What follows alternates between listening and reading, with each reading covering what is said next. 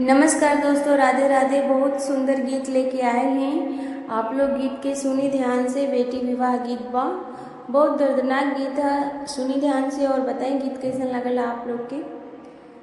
अरे इतना दिन रहलू ये बेटी पापा के होया गानावा।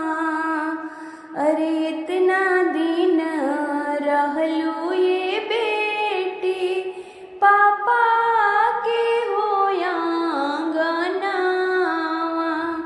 अरे लेके जइबू ये बेटी पापा के हो परनावा। अरे लेके जइबू ये बेटी पापा के हो परनावा। अरे कुह केला काहे हो पापा तोहरो हो करे जावा। अरे कुह केला काहे हो पापा तोहरो हो करे जावा।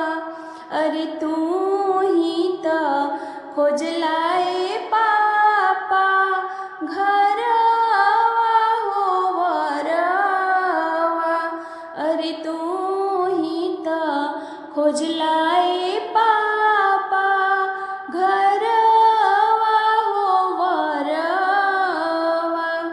अरे इतना दिन रहनी पापा तोहरा हो दुअरवा।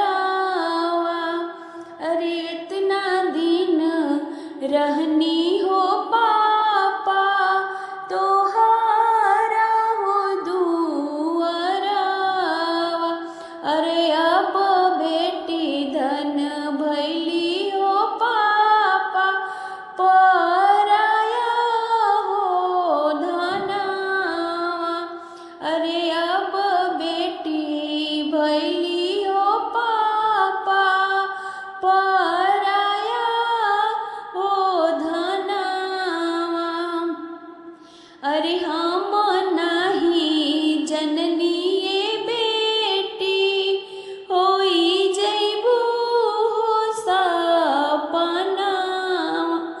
अरे हम नाही जननी ये बेटी होई जइबू हो सपनावा। अरे इतना दुखवा होला ये बेटी कापेला हो बदनावा। अरे इतना दुखवा होला ये बेटी कापेला हो बदनावा। दियावत होइए हो जाइए आजो हो सपनावा।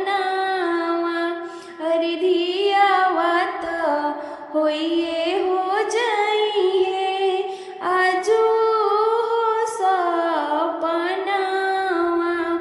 अरे केतनो हम रोइबे पापा कर देबा हो बिदैया।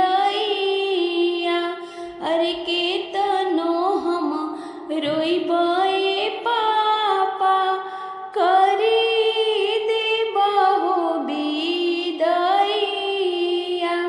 अरे बेटी धन पराया ए पापा विधि के हो विधनावा। अरे बेटी धन पराया हो पापा विधि के हो विधनावा। नमस्कार दोस्तों, जरूर बताइए गाना कैसा लगल आप लोगों के।